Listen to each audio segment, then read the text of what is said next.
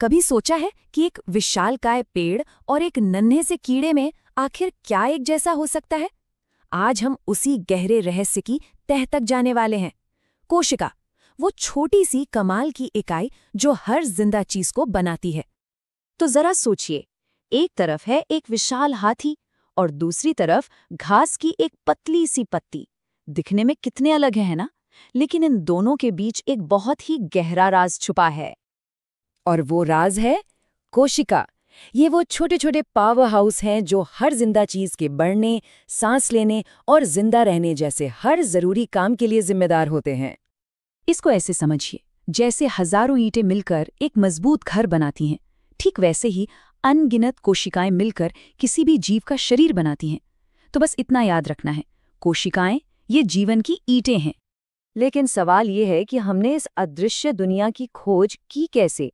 चलिए इसके लिए थोड़ा सा समय में पीछे चलते हैं। ये सब शुरू हुआ 1665 में रॉबर्ट हुक और उनके माइक्रोस्कोप के साथ।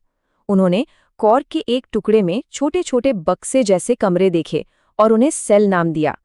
लेकिन सच तो ये है कि उन्होंने सिर्फ खाली दीवारें देखी थीं। आज हमारे पास जो शक्तिशाली माइक्रोस्कोप हैं, वो हमें दिखाते हैं कि उन दीवारों के अंदर असल में क्या है, एक हलचल भरी जिंदा दुनिया। तो अब जब हम जानते हैं कि इन्हें देखना कैसे है, तो आइए देखते हैं कि ये कितने अलग अलग तरह की हो सकती हैं। और यकीन मानिए, इनकी दुनिया में विविधता की कोई कमी नहीं है। देखिए, कुछ जीव जैसे कि अमीबा बस एक कोशिका से बने होते हैं और वही एक कोशिका उनके सारे काम करती है। और फिर हम जैसे जीव हैं जो खरबों कोशिकाओं से बने हैं, जहां हर कोशिका का अपना एक खास काम होता है। खरबों, जरा इस संख्या के बारे में सोचिए तो। ये इतनी बड़ी संख्या है कि इसे समझना भी मुश्किल है। और सबसे कमाल की बात यह है कि ये सब सिर्फ एक कोशिका से शुरू हुआ था। कोशिकाओं का आकार उनके काम पर निर्भर करता है। जैसे खून की लाल कोशिकाएं गोल होती हैं ताकि वो नसों में आसानी से बह सकें, और ये जो लंबी धागे जैसी तंत्रिका कोशिकाएं हैं, ये तो बिजली के तारों की तरह हैं जो पूरे शरीर में तेजी से संदेश भेजती हैं। अच्छा, एक सवाल, क्या एक हाथी की कोशिकाएं एक चूहे की कोशिकाओं से बड़ी होती होंगी? सोचने में तो यही लगता है, पर ऐसा है नहीं। किसी भी जीव का आकार उसकी कोशिकाओं की संख्या से तय होता है, उनके साइज से नहीं। ठीक है, बाहर से तो हमने देख लिया, अब जरा अंदर झांककर देखते हैं। आखिर एक कोशिका के अंदर होता क्या है? इसे एक छोटी सी फैक्ट्री की तरह सोचिए। इसकी एक बाहरी दीवार होती है जिसे कोशिका झिल्ली कहते हैं। अंदर जेली जैसा फैक्ट्री का फर्श है, यानी कोशिका द्रव्य। और बीच में है बॉस का ऑफिस, जिसे कहते हैं केंद्रक। और ये जो बॉस का ऑफिस है यानी केंद्रक, इसके अंदर रखे होते हैं असली ब्लूप्रिंट्स, जिन्हें हम क्रोमोसोम कहते हैं।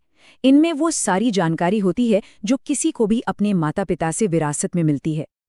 ठीक है, तो ये तीन मुख्य हिस्से तो ज्यादातर सभी कोशिकाओं में होते हैं।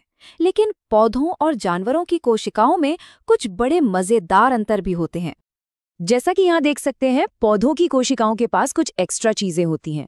उनके पास एक मजबूत बाहरी दीवार होती है सुरक्षा के लिए।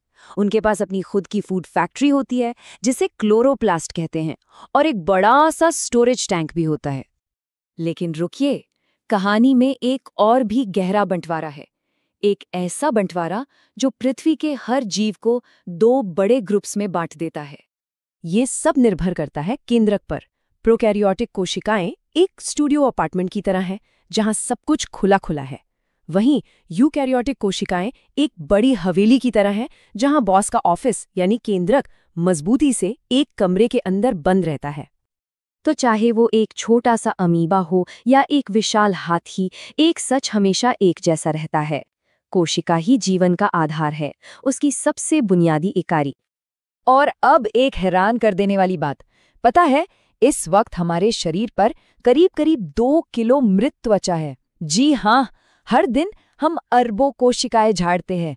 इसका मतलब ये हुआ कि हम लगातार खुद को नया बना रहे हैं, जो हमें एक बहुत ही गहरे सवाल पर लाकर छोड़ देता है। अगर हमारे शरीर को बनाने वाली ईंटें लगातार बदली जा रही हैं, तो क्या हम वही इमारत रहते हैं? इस पर सोचेगा जरूर।